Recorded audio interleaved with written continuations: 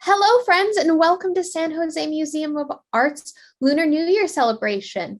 We're so excited to be joining you virtually this year. We're going to make a whole bunch of awesome art projects together, and I cannot wait to get started. We're going to start with teacher Sartasha Shah, who is going to be teaching us about how to make Sakura blossoms. Sakura, also known as the cherry blossom, is the national flower of Japan. It represents a time of renewal and optimism and is a symbolic flower of spring. Thank you, and take it away, Miss Shaw. Hi, everyone. So we are going to make some lovely cherry blossom branches today that look kind of like this. We're going to be using some simple supplies. We will need 4 brown chenille stems, 2 red chenille stems, scissor, and some square pieces of paper. Okay, I'm going to go ahead and put these aside, and we're going to work on our branch first. We're going to take 3 of our chenille stems, line them up together, and we're going to go ahead and just twist them together into a branch. And all I'm doing is just twisting, moving down the chenille stem, twisting, moving down. And here we are. We have a branch. The remaining chenille stem that we have right here, we're going to go ahead and fold that in half, like so.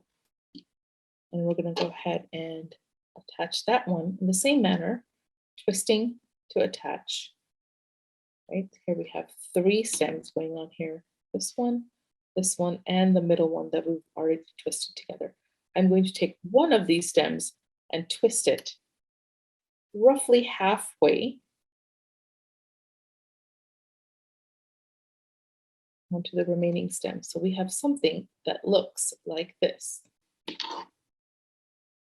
All right, I'm going to go ahead and put this aside for now, and we're going to work on our blossoms. So here I have 3 sheets of square paper. Go ahead and start. I'm going to go ahead and fold this in half, lining up the corners. And sometimes I like to use a pencil or a pen or something, or coin, to make sure we have nice sharp creases. After we have that one fold, we're going to go ahead and fold this back over, like so. And the view from the side, it looks something like this. Okay, fold that back down. And I'm going to take this edge and line up these 2 edges of the paper into a triangular fold. When I open it back up, where these 2 lines cross, there will be a point. I like to mark that point with a pencil just so it's easier to see. Now this point, what we're going to do is we're going to take this edge and we are going to line it up with that point, making sure to smooth down the edges. I'm going to take this flap right here, fold it back on itself, lining up the edges right here, kind of like how you would fold a paper airplane, coming back in with my pencil to get a nice sharp edge. And then we're going to take the remaining flap and fold it over, lining up these 2 edges. And it should look something like this. At this point, we're going to fold this the opposite way. And then we come up away with a triangular folded piece of paper. Now is when our scissor comes in. Before I get to my scissor, I like to mark it off just so I know where things are. If we look at the point right here, and And this flap right here, we are going to make a mark, a rounded mark right about here. These marks will basically serve as a guide for our cherry blossom. All right, once I have that, I'm going to just cut along that line.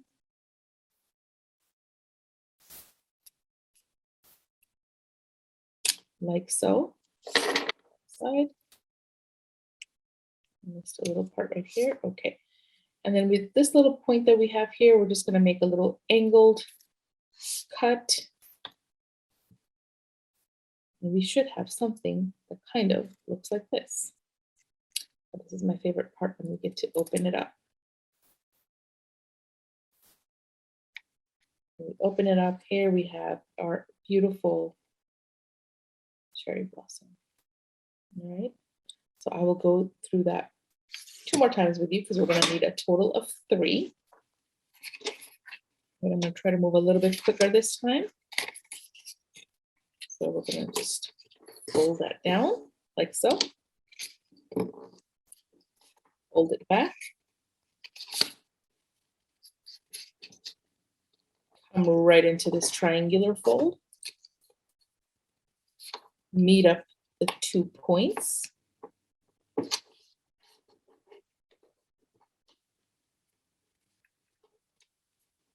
Fold this one back like a paper airplane.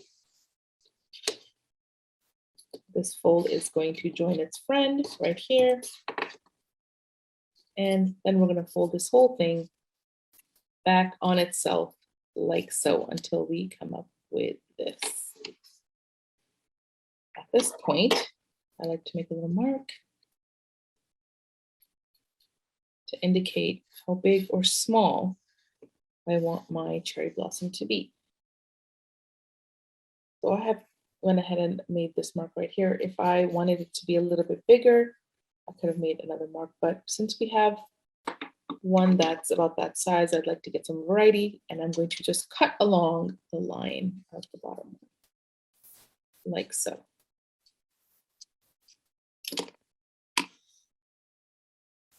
Coming back in with our little angled notch, and just going to clean up some of the edges.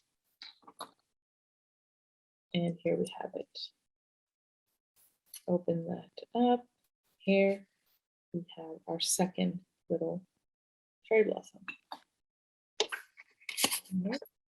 So do the same thing with the third piece of paper.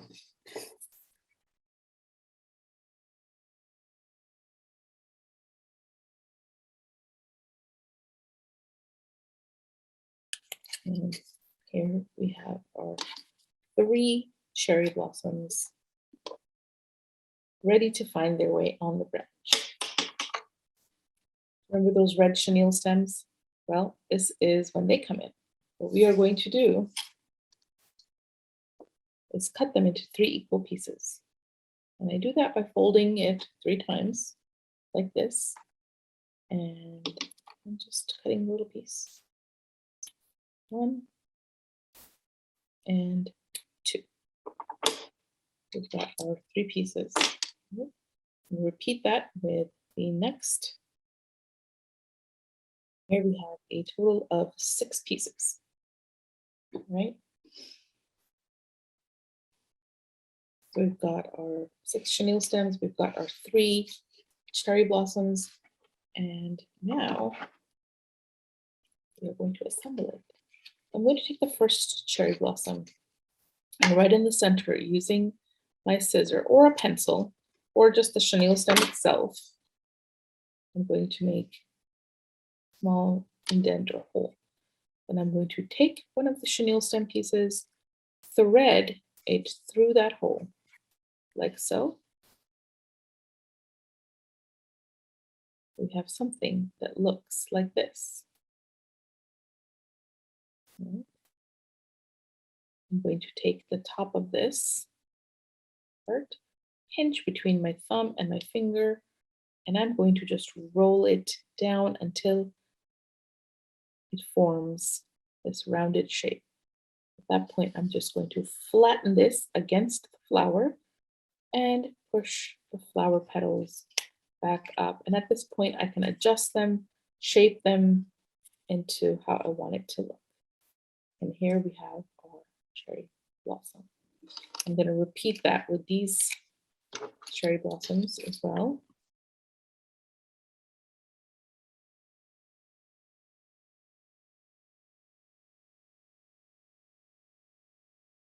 And here we have our 3 beautiful cherry blossoms. I'm going to take the rest of these 3 chenille stems and we're going to use them at the very end. For now, I'm just going to put them aside. Here is our branch. Now I'm going to decide where I want each of these to go. I think I will take this one and place it right here. And all I'm going to do is just place it in the spot that I want and twist the brown and the red chenille stem together and secure it into place, like so.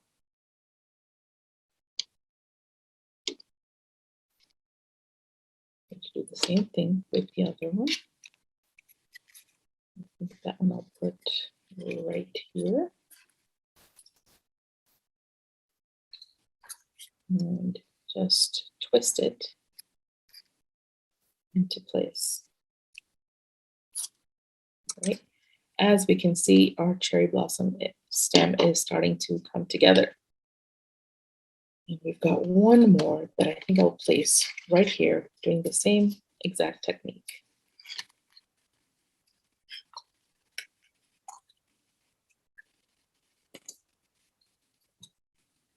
I can then go back in and adjust the chenille stems the way that I want. I can position the flowers, the petals, and just kind of adjust it in the way that I want. Now remember those 3 pieces of red chenille stems? Well, this is where they come in. So we're going to go ahead. You notice there's 3 little ends of the branch. Well, we're going to put some nice little buds on there. There's a very simple way to do that. All we do is we just take the chenille stem and just wrap it all the way around the edge until we have a cute little bud. I'm going to go ahead and do that with both of these. And if it's too long, you can trim it down. Very easy to trim these down. And I'm just going to continue to work that in.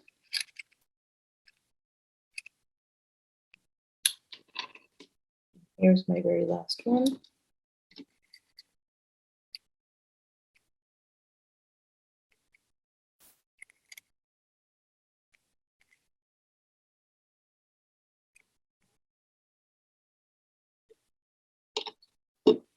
This time, my beautiful branch is ready and I can adjust it.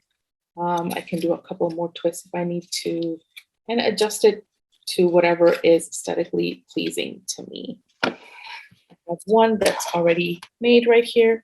I'm going to just add this one right here. And here we have beautiful cherry blossom centerpiece.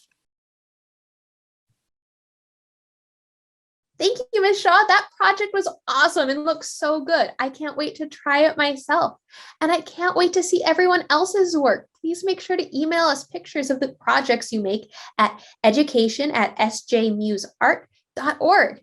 Now we're going to turn things over to Teacher Roan, who's going to show us their own awesome project. Can't wait to see it.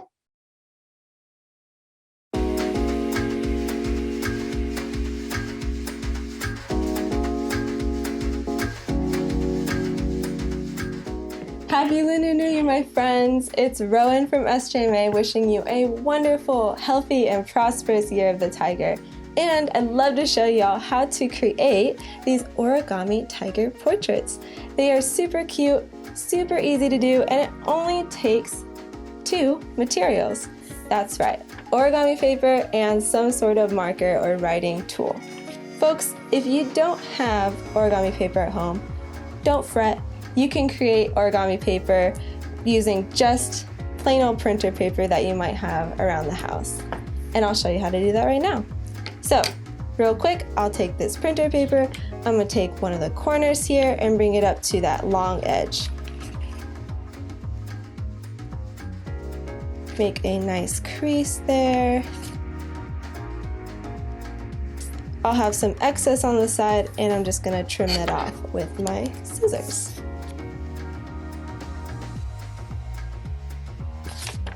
Origami paper. Wonderful. I'm gonna set that aside for now and use this origami paper I have right in front of me. So I'm using a little orange sheet here. I'm going to flip it to the blank side for now. And starting off with our folds here, I'm going to take this corner and bring it to the top, creating a triangle. Great. Next, I am going to create a diamond from this triangle. How I'm going to do that, I'm going to take one of these bottom corners and bring it up to that top. And then the other side. Now what I'm gonna do is I got like an opening here. I'm gonna turn that towards me. So I'm gonna turn that. And then this step I'm gonna call the sly fox because hint, hint, it's gonna look like a sly fox. I'm gonna take these little flaps here and I'm gonna bring them up. You'll notice that I'm not going to bring it all the way up. Just right around there, there's a little bit of a triangle on this side here. Next, we're going to take each of these corners, these three top ones, and I'm going to fold those in.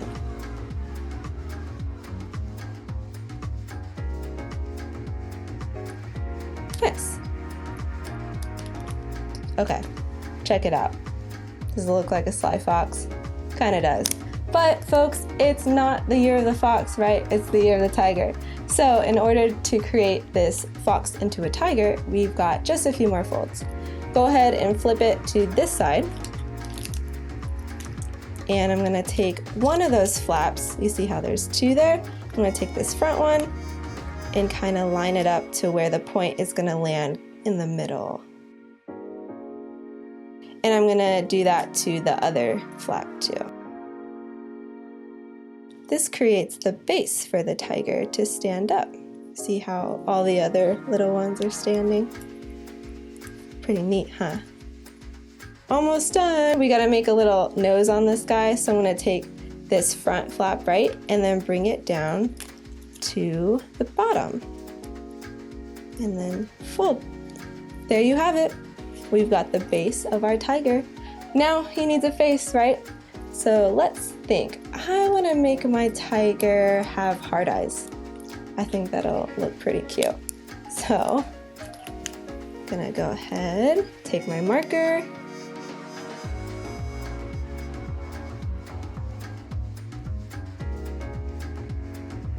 color in the nose.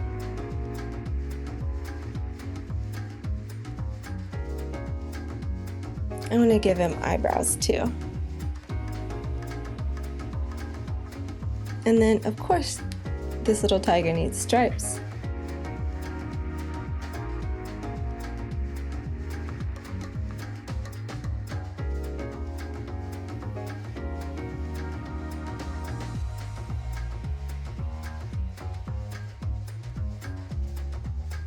Wow. I never thought I could find a tiny paper tiger so charming, yet here we are. Have a wonderful rest of your Lunar New Year and tackle 2022 with the strong ferociousness and adorableness of the tiger. I'll see y'all next time. Goodbye.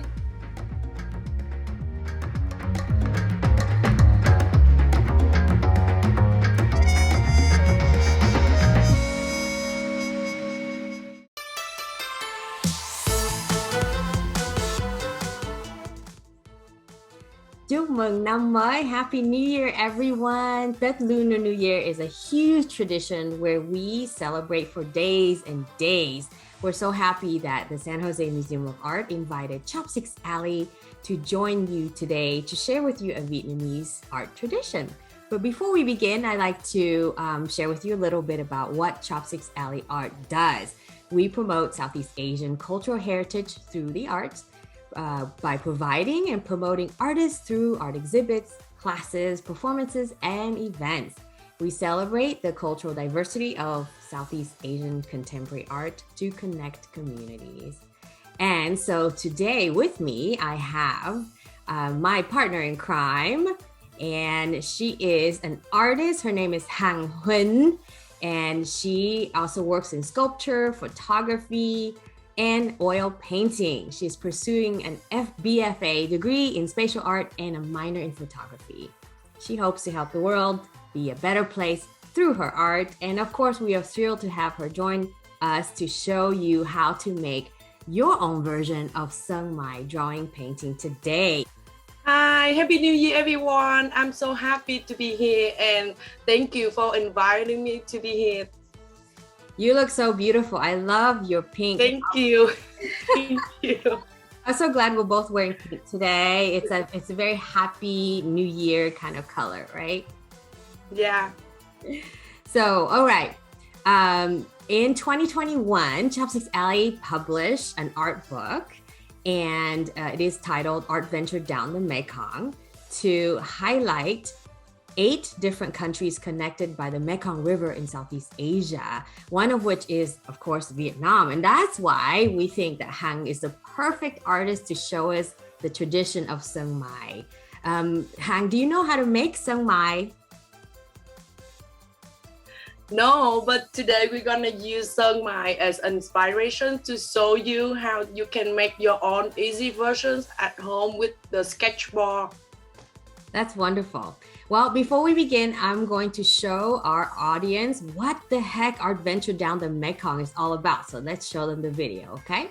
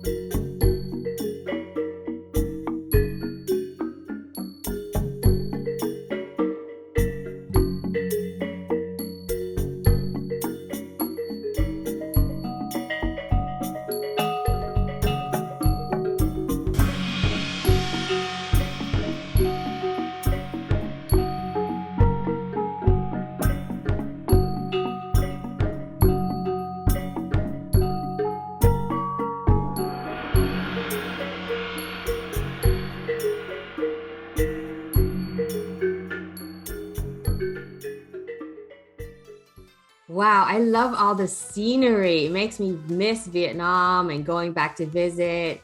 Have you been back? I mean, besides the COVID era here, but when was the last time you were in Vietnam? So the last time I was in Vietnam, like 2019, I visit my mom back then for about 2.5 months. Oh, were you there around that time? No, actually, I cannot be around that time because, you know, like I have school, my kids have school, so I have to be there like around summer. Oh, okay. Well, I was able to be in Vietnam one year, I forget which year, around that, and it was fantastic. Yeah. Right. But the community in San Jose, Little Saigon, we do a pretty good job here, right? I think for me, I think that here's a little bit like I cannot imagine like when the first time I came here around that too, like it's so big, like they have the pháo. In Vietnam they don't have pháo, which is firecrackers. Yeah. And anyways, let's digress to something else because I'm not sure that we're allowed to have them. All right, so let's talk about Sơn Mài a little bit. And Sơn Mài is this beautiful process, and I'm gonna show you a video. And it was made by Insider, and we have their permission to show you the process, the traditional process of Sơn Mài, right from a Vietnamese artist, straight from Vietnam. So here we go. Sơn Mài is a traditional Vietnamese form of lacquer painting, created using a toxic lacquer harvested from one region of the country. It requires months of application and sanding back layers of paint to build up the image. Last year, a Sơn Mài painting sold at auction for $972,000. So what makes these paintings so special? And why are they so expensive? Là khi hoàn thành một cái bức tranh sơn mài truyền thống là bao giờ gần như không nhìn thấy cái họa tiết gì ở phía dưới.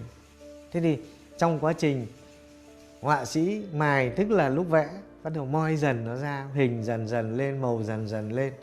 Nên nó tạo cho họa sĩ một cái sự hồi hộp để mà đi đến cái đích cuối cùng của mình, thì cái đấy rất nhiều họa sĩ thích cái cảm giác đó.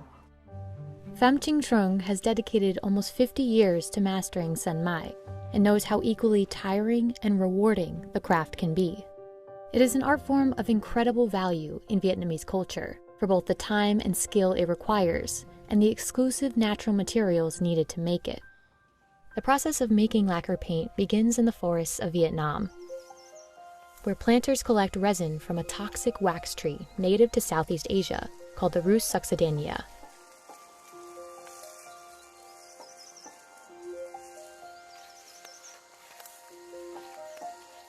Planters must cut into more than 400 trees to retrieve between 1 and 1.5 kilograms of resin. Cây sơn sẽ trồng khoảng 3 năm thu hoạch, sau đó thì sẽ thu hoạch 4 đến 5 năm.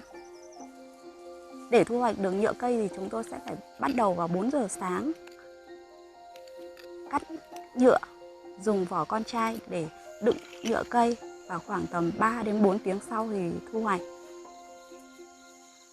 After harvesting, the lacquer must be removed of any impurities and mixed for several hours before it's suitable for painting. One of the principal features of Sơn Mài is the depth created by adding several layers of paint and sanding them back. These layers aren't always visible in the finished work, but are what differentiate lacquer painting from other common painting styles. With oil painting, artists paint from back to front, painting the landscape first and the details later. The process of lacquer painting is the opposite. Hai cái nó ngược nhau một chút. Và chính vì cái chi tiết vẽ trước, toàn cảnh vẽ chùm lên, thì khi xong tranh thì coi như là không nhìn thấy cái gì ở dưới nữa. Và mài dần dần các cái chi tiết nó mới nổi dần lên. Bởi vì mài lúc bấy giờ mới hồi hộp xem hình thì không khó có thể sai được rồi, nhưng mà chất liệu mình dùng như thế nó ra có hợp không, sắc độ có đủ không, đúng không? Độ đậm nhạt có hợp lý không?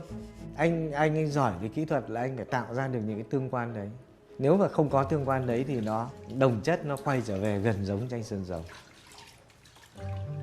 Artists mix natural ingredients to create colors, like eggshells to make white, or cinnabar, a toxic ore for red. In some cases, artists add leaves of silver, sometimes even gold, to create a gentle sheen. These substances can be one of the costliest parts of Sơn Mài painting. Gốc của cái thần sa chu sa nó là gốc thủy ngân, cho nên là một lạng của nó để vào tay nó chỉ được như quả trứng cút thôi mà cầm rất là nặng.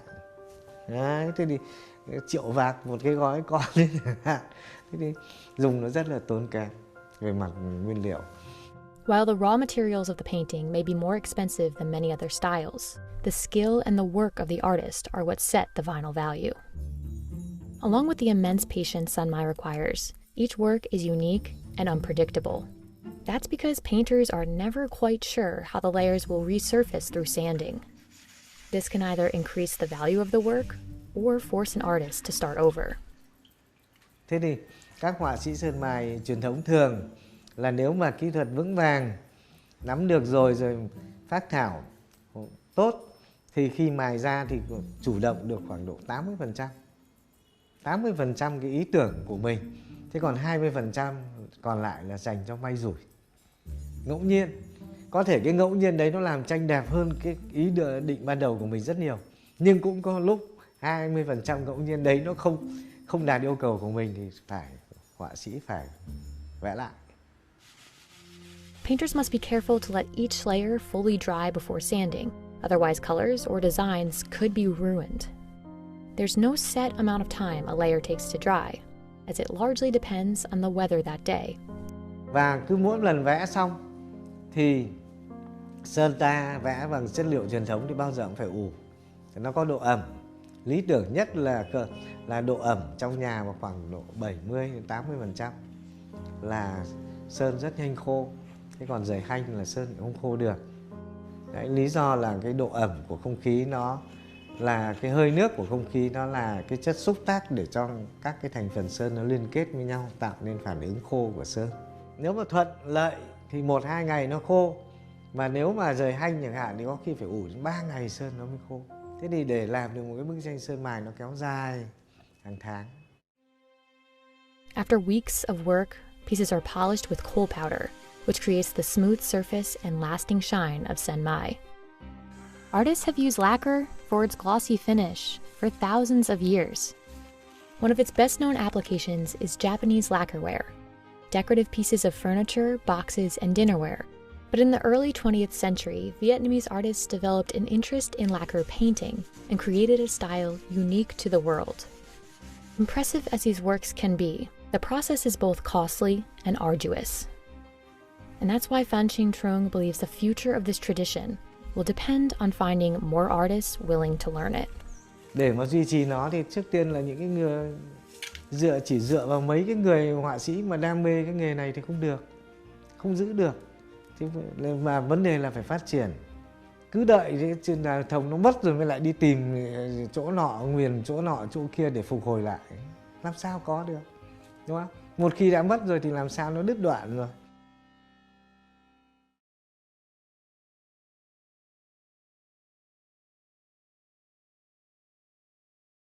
Wow, that's such a tedious process to make this single painting. Have you ever seen it done in Vietnam? No, unfortunately, I didn't have the chance to see it in the person, but like I do see artworks around like the city, where I go. Yeah, somewhere I go, I did see it. Yeah, I remember growing up in Vietnam, our family had these paintings on the wall. It's very common, right? And also in like lacquerware, like dishes, display, all these different things. So why don't you tell us, like, how are you going to use Sơn Mài inspiration to show our audience how to make their own? How are they going to do that? So I will show you the easy version at home with the sketchboard. You just need to find some tools around the house, like very easy to do it. I love it. Now, if they were to purchase the Adventure Down the Mekong book, advertising, you can actually learn how to make your own scratch board. But because, this is stud and it's supposed to be easy, we provided for you your own very easy to make scratch board. It's ready to go. So what do you think, Hang? Are you ready to show our audience how to do this?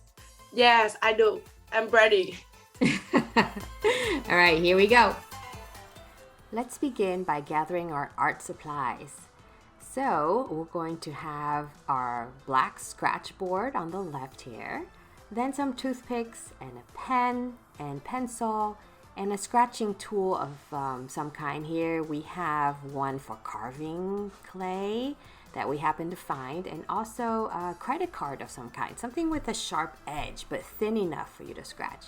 So during Tet holidays, our favorite fruits and food is the watermelon and bánh chưng. Bánh chưng is a sticky rice cake filled with mung bean and pork. It's delicious. And then also we like to decorate our homes with our favorite flowers. In Vietnam, we have hoa mai, which is similar to plum blossoms that you can see all over town. And then we never forget our ancestors. We also have a fruit bowl, usually is filled with these 5 fruits that we offer to our ancestors on the altar. And then, of course, in 2022, it's the year of the tiger, and tigers represent strength and courage. So we hope you're gonna find your strength and courage in starting this art project with us. So here we go. Let's grab our tools. So you're gonna take a pencil and the scratch board here, and Hang is gonna demonstrate to you how to draw the tiger today. So she started with using the pencil as a sketch, so that way she's not really actually scratching the paper just yet. She just wants to make sure that if she makes any mistakes, it's a lot easier with a pencil and not to begin scratching right away. So this tiger is super adorable. I can't wait to see her scratch it though. I must say, I want to see what is underneath, you know, all the colors. So, ooh, here we go. And she has already started some of the scratching process, but she's gonna finish up this cute little tiger for you. So after drawing the outline, you can also color it in. So here are his tiger stripes, right? So your job is to start to think about, what are you gonna draw? What is your family's favorite New Year's food? What will your tiger look like? Are you gonna draw some flower blossoms, some fruits? So start to think about that as you begin your process. Super cute. So here he is, our 2022 tiger. Wonderful. Now it's your turn. Thank you, Han, so much for showing our audience how to make their own Tet painting or Sơn Mài version with the scratch board. I love your tiger that you made. What are you gonna do with all these paintings now that you have them? So now I'm gonna hang around the wall in my kid room, so my daughter, she can get the inspirations. Yeah. That's so cute. And also you can probably make like little cards out of them, right? Like in the back, maybe write messages. Yeah. That's really neat. So with that, we're going to conclude our Sơn Mài session today. Thanks for joining us from the Chopsticks Alley Art team. We wish you chúc mừng năm mới and have a safe and harmonious new year. Bye everyone. Bye. Happy New Year. Chúc mừng năm mới.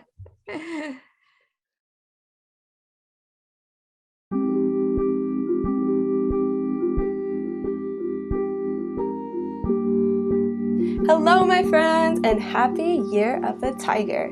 My name is Rowan, and I'm a studio artist educator at the San Jose Museum of Art, and I'm thrilled to be here today and celebrating the Lunar New Year 2022 with a meditative yet neat tutorial on Sumi-e, also known as Japanese ink painting. Before we get into it, I want to thank the creator of this book, Naomi Okamoto, and her extensive knowledge on the subject of Sumi-e. I've probably had this book since I was 7 years old, and I remember staring at the paintings for so long and just really relishing in the simplicity yet intricacy of these images. Okamoto does a fantastic job at breaking down the brushwork technique of Sumi-e and the philosophy surrounding it, in that it's not to be realistic in portraying the object that you wish to paint, but to capture the spirit or the essence and soul of the object or subject. And I really think that's a lovely thing, and I wish to celebrate this Lunar New Year with this style of painting. So without further ado, we'll go into the materials. We'll practice a little bit of that brushwork technique, and then we'll get into painting our very own tiger Sumi-e painting. How does that sound? So stay tuned and get ready to paint, folks. Let's talk a little bit about those materials. Today I'll be using a liquid form of Sumi ink. Traditionally, you might have a pigmented stick that you'd grind down and then add water to in order to create your ink. However, I'm using this liquid form because 1, it's a little bit more economical, 2, it's ready to go, I don't have to grind down anything, and 3, I still think you get a wonderful range of value for this style of painting. And of course, if you don't have Sumi ink, watercolor is a fantastic alternative here for this project. I also have a bamboo brush, and if you don't have this style of brush, any sort of watercolor brush, maybe even acrylic with a bit of a tapered end there that goes to a point, will work just fine. I also have a small dish for water. We will use this to kind of bring down the intensity of the black ink for some of our lighter washes. Some paper towels here, those will come in handy. And then some watercolor paper. Get all your stuff ready and I'll meet you back here. Alright, my friends, so I'm ready to go, all set up. I went ahead and got another water dish, and what I did is I added some Sumi ink in there to create a really watered down ink that we're going to use as a wash. Let's go ahead and practice that. All I'm going to do, take my brush, and I'm going to see what kind of intensity that is. Not much, right? It just creates a tone on the paper.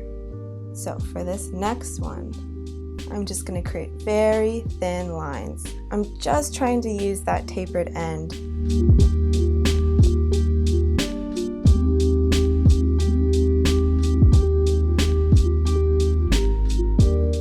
Let's see what happens when I do it more at an angle. Much more thicker. For this next one, some different varying line thicknesses within the same brush stroke. And the way I'm going to do that is I'm going to put light pressure and then more pressure and then ease up on the brush stroke. So kind of just varying between the pressure at which I apply the brush onto the paper.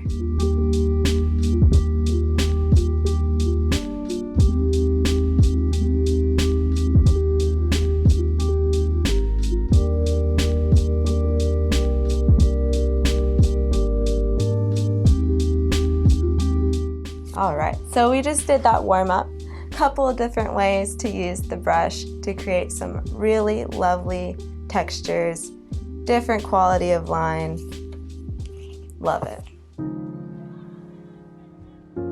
Let's go ahead and get to the main painting. So I've got a reference image here. Looks a little wild, but no worries, we'll go step by step. What I'm going to start with first is I'm going to create the outline of the tiger. And I don't want to think of this as the actual contour, the form of the tiger, but rather the rhythm of its soul, the movement of the tiger. I'm going to create pretty thin lines for this first part.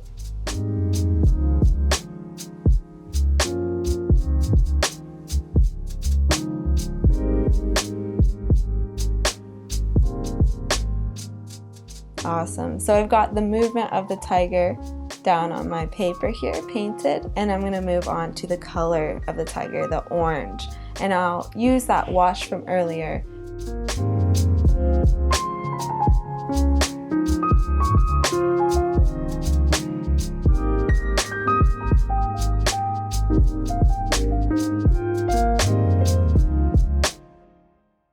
I'm going to leave some areas negative to show the white fur of the tiger.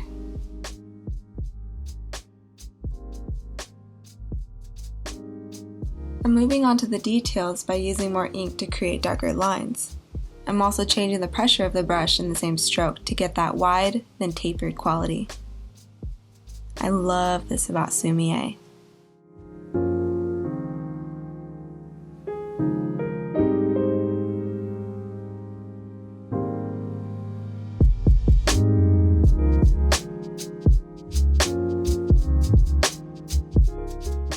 And there you have it, my friends, a powerful ink painting of a tiger. You'll notice that I added an intense black towards the bottom of the painting in order to kind of contrast the rest of the tiger figure. However, I did leave a ton of negative space towards the top. This emptiness is very important in Sumi-e. The idea of emptiness, right, nothingness, is just as important as the concept of simply being, because without emptiness or nothingness, how do we understand existence or life? There needs to be a balance of both. So, what will you portray in your next ink painting? Perhaps the warmth of a fluffy pet companion? Or maybe a place, a scenery that sits favorably in your memories, like an ocean shoreline that you go to ground yourself. With the Sumi-e philosophy and techniques, you can portray anything. Feel free to share your creations with us on all our social media platforms, and SJMA wishes you a happy Lunar New Year. And I hope you have an empowering year of the tiger. Thanks so much for watching. See you later.